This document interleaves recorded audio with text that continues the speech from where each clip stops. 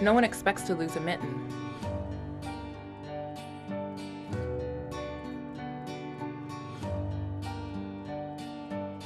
But it can be a tragic moment when it happens. And surprisingly, it happens more often than you think.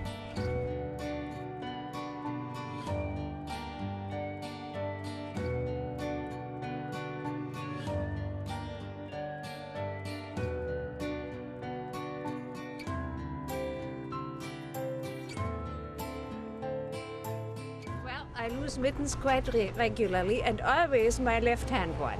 It was a really nice red, fluffy mitten. We've lost plenty of mittens. End of the year, or midwinter, we always have a selection of single mitts. No, I haven't. My son has probably lost a mitten, though. Have you? These mittens are good. I've lost like 3 pairs of those mittens. I walked out of class and I realized that my mittens were gone. I had it when I came in and I didn't have it when I left, so it had to be there somewhere. Well, actually, I have. Yeah. Were you very attentive?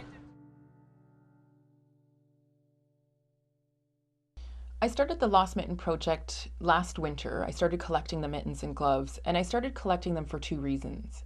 I had lost a favorite pair of gloves that I had made for myself, and they were perfect in every way for me because I had made them.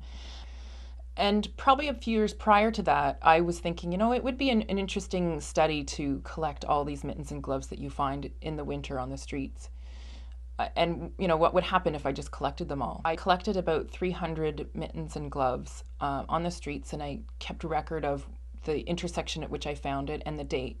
And this was all in the hopes of perhaps reuniting someone's glove or mitten with the person who had lost it.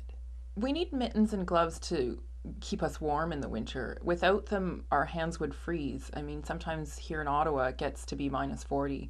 And you don't ever want to take your mitten or glove off to do anything, even to open the car door or open the door to get to your house.